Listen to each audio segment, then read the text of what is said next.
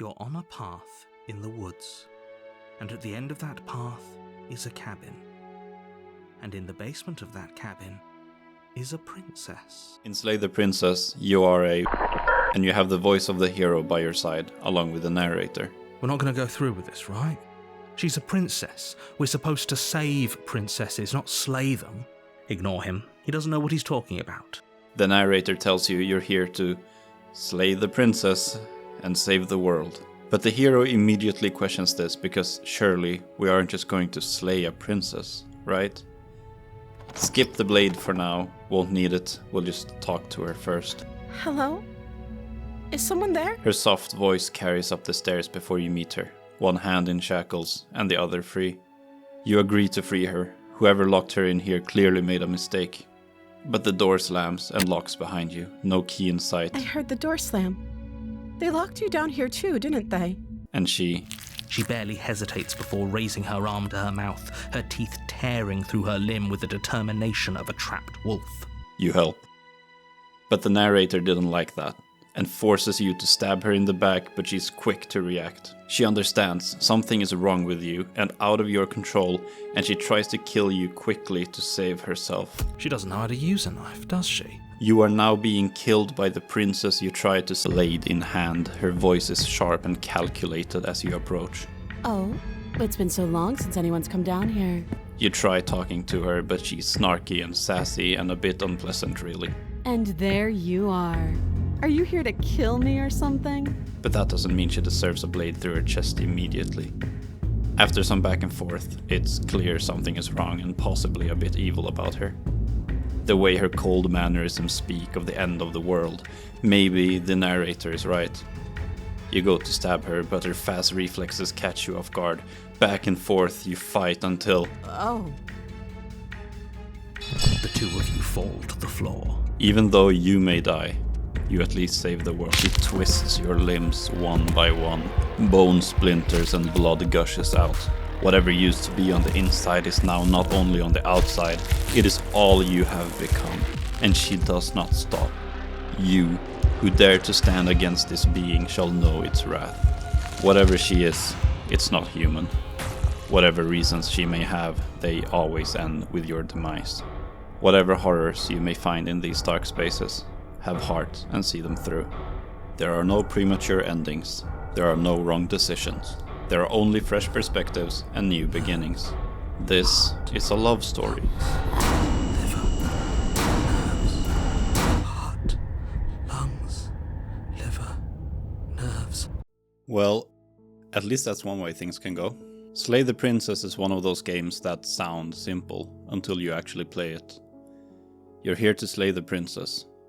Don't believe her lies. She will lie, she will cheat, and she will do everything in her power to stop you from slaying her. On the surface, this is a visual novel about going into a basement in a cabin in the woods and slaying a princess. But give it just a couple of minutes and everything you thought you understood about choice and narrative in games will shatter. This is a horror game about the uncertainty of narrative, about how the simple act of trying to define a person is itself a kind of violence. Why do we feel fear? Well, most people might answer logically and say that it is survival instincts born from thousands of years of genetics passed down to us by our hunter-gatherer ancestry. But I got really bored researching all of that, so I'm going to ignore it. Fearing something means acknowledging that you have something to lose. Whether that be the fear of losing someone you love, losing something precious to you, or even losing your own life.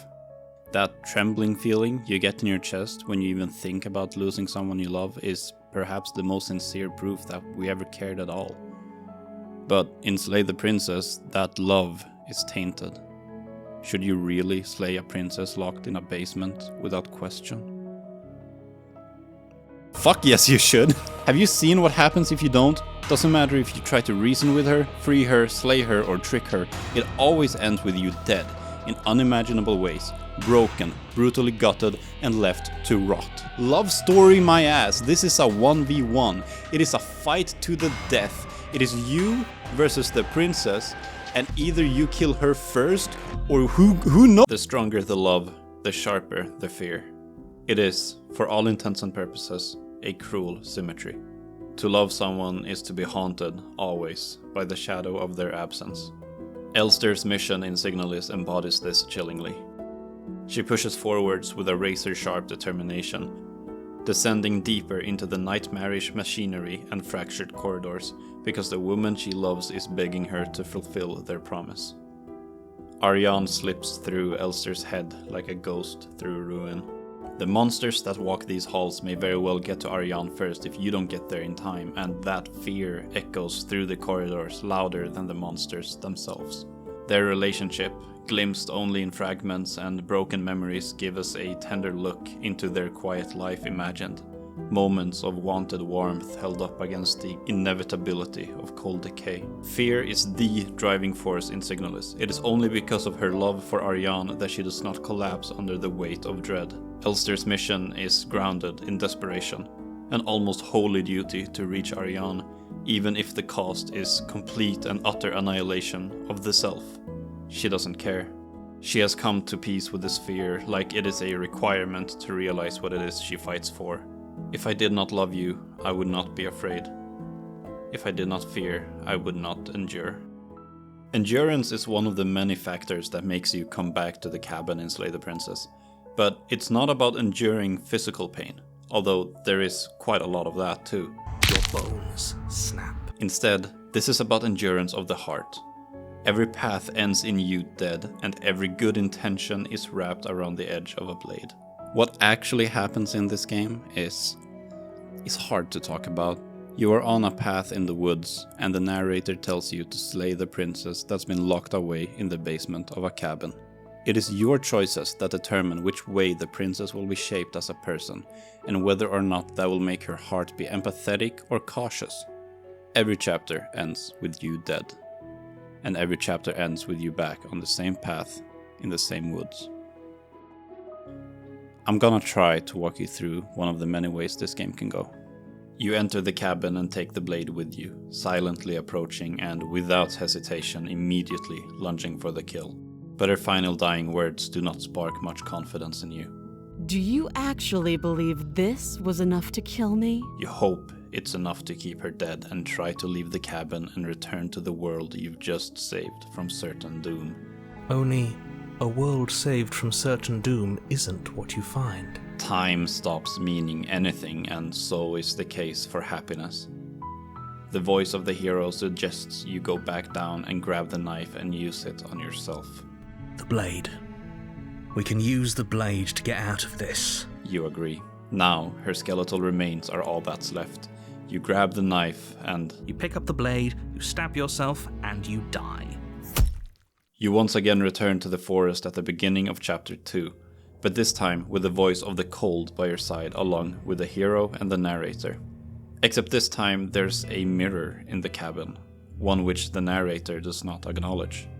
You approach it anyway and reach out, and hey, that's not a human arm.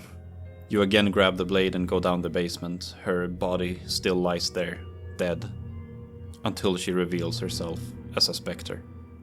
You accept her request to let her possess you. All these shards of broken glass on the floor.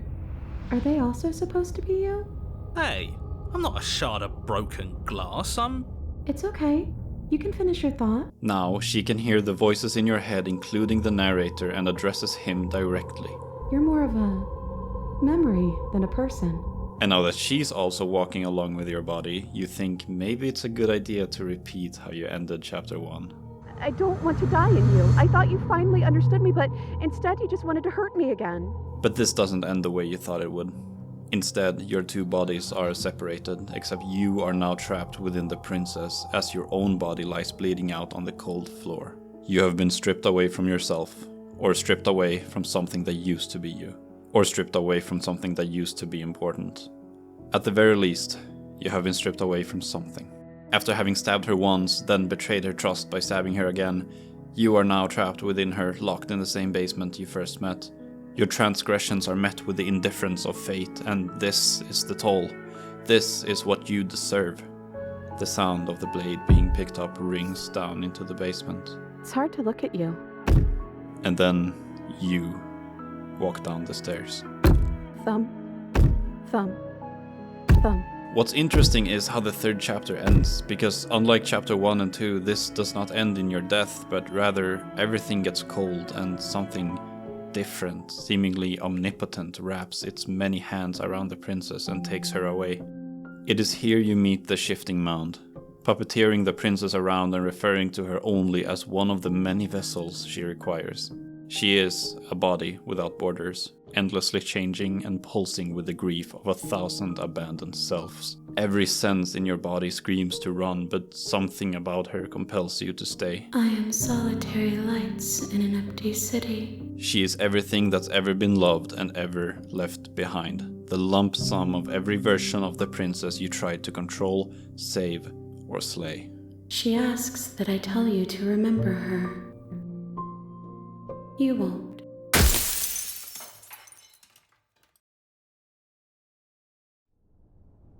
I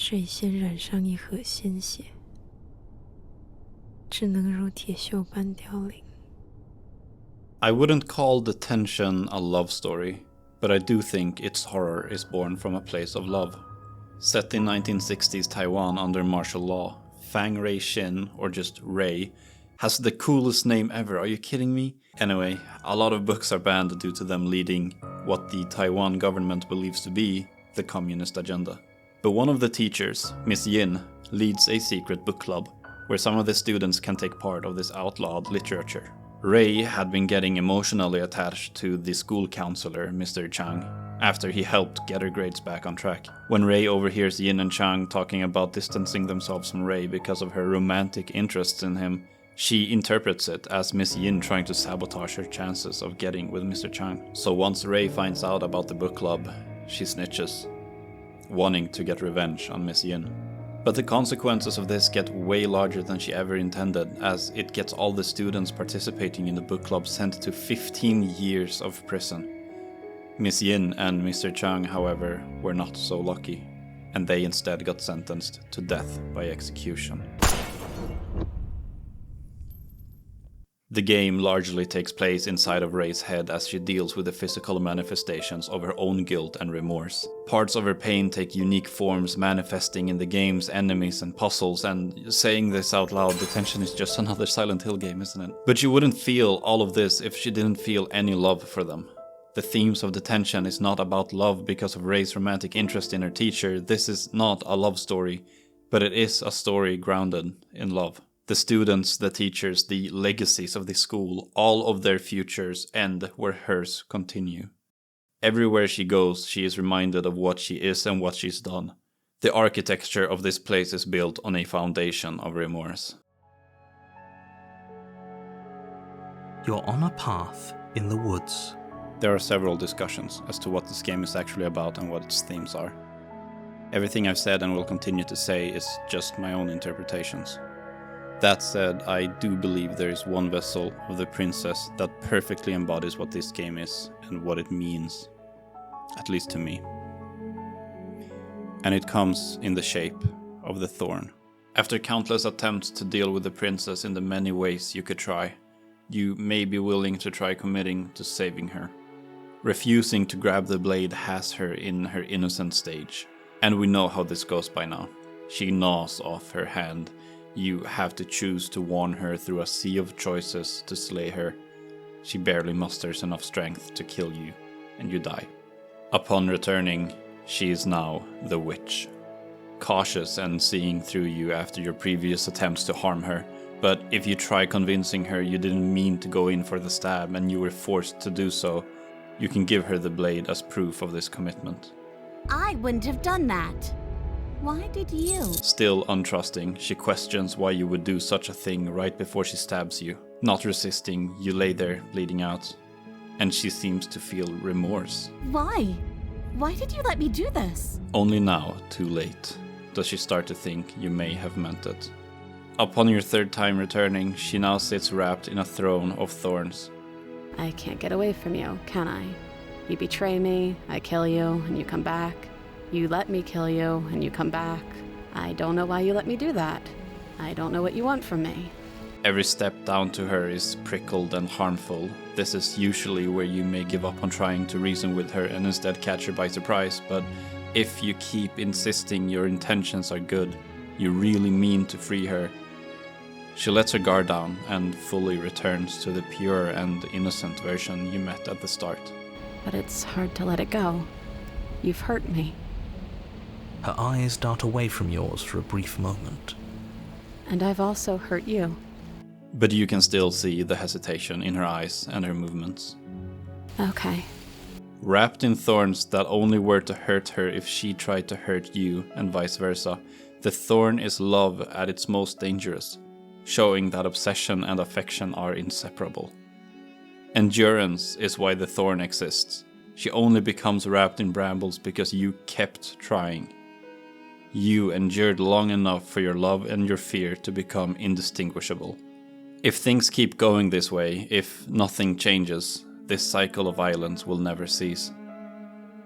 Closeness and destruction is one and the same. This defense mechanism of hers is unlike any other vessel that tends to lure you in. This is someone who has only felt pain through trust. And when thinking she was one step ahead of you, she once again hurt by hurting you. She was the thorn long before her wraps. Where's everything going? Why is it so cold?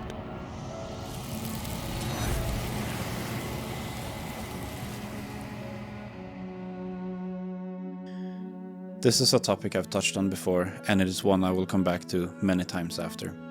I mean, how many horror games, movies, or just stories in general aren't there out there where the main goal is to return to someone you love despite the path it takes to get there? I'm not crazy, right? I mean, I might be, but horror is just a side effect of another emotion, and that emotion just so happens to be love more often than not. Somewhere deep down we understand that fear is a kind of a mirror. It shows us the edges of our humanity and mortality. It reveals the soft parts we normally hope to ignore.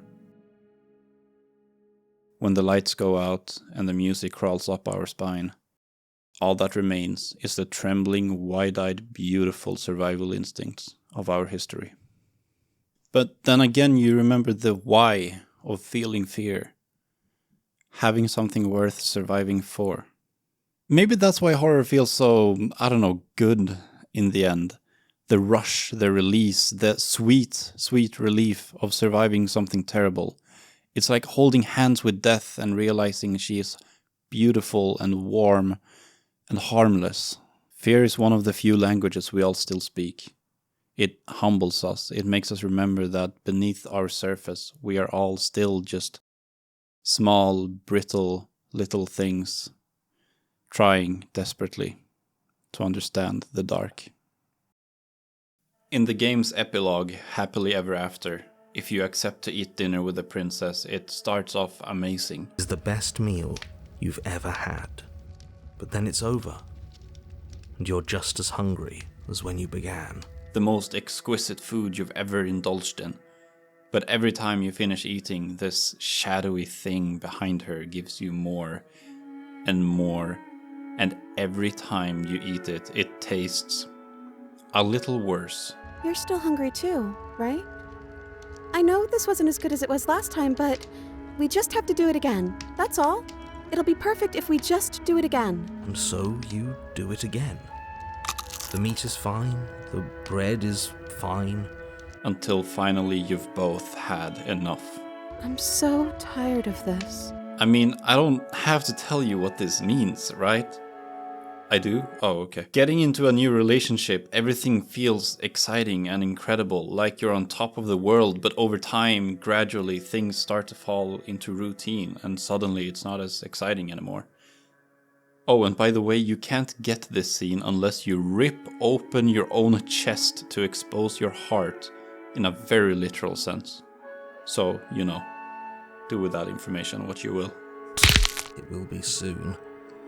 Your exposed heart, framed by jagged... After the food turns to shit, one of the torches go out. The princess is worried about why and if it happened because she did something wrong, and all your dialogue options are some variations of, don't worry about it, or it's just a light, or we have more torches. But there's this one thing you can say. I don't think you did anything wrong. I think you just said something you wanted to say. But it was wrong. I took away a piece of our light. I'm not supposed to do that. I don't want him to be upset with me. You switched to play a game. We can probably work together to figure this out as we go. That sounds like a lot of fun, right? It's fun for a while, until it isn't. Oh, I won. I guess we can play again. There is a long pause, and the board does not reset. And another torch sputters and goes out. You change things up, add new rules, and it's fun for a while again. Wait, maybe this is just too easy. Maybe if we added more rules and pieces, it would be fun again. And the flame comes back. Until it doesn't, and it goes dark again. This isn't fun anymore, is it? You don't need me to tell you that it isn't. Oh. And then there's nothing. I can't do this anymore. Oh. No. Oh no. There's just one left. What's going to happen when it goes out? At the end, all the torches go out, and then... I'm not happy here. I don't think I ever was. The princess sobs, burying her face in her hands as the final torch blows out. Then there's something. One final dance under the stars. Love is not the opposite of horror in these stories, it is the cause. And in the end, it is always just the two of you, accompanied by a fading light. Every trembling confession, every act of violence starts off the same way. You're on a path in the woods. It is the weight that holds every desperate attempt at something beautiful. All of them, Elster, Ray, the princess, you, are trapped in the same quiet loop. To fear is to love is to cling is to destroy. And yet we do it anyway, again and again and again, because what else is there? Step back into the woods. The cabin remains and the princess is still there. Horror is just as much what love is as the days of fearing loss. Detention is the aftermath of losing the people you love. Signalis is about finding wife. Silent Hill 2 is about finding wife. Alan Wake is about finding wife. Resident Evil 7 is about finding wife. Dead Space is about finding wife. Squirrel Stapler is about wife. Slay the Princess is fundamentally about how love twists and contorts. It is cruel obsession filled with deep affliction of unyielding affection. Every vessel of the princess is part of the whole that is you, every iteration of the cabin a purgatory. Yet despite the violence and mental charades, you always come back stronger than before, because this is a...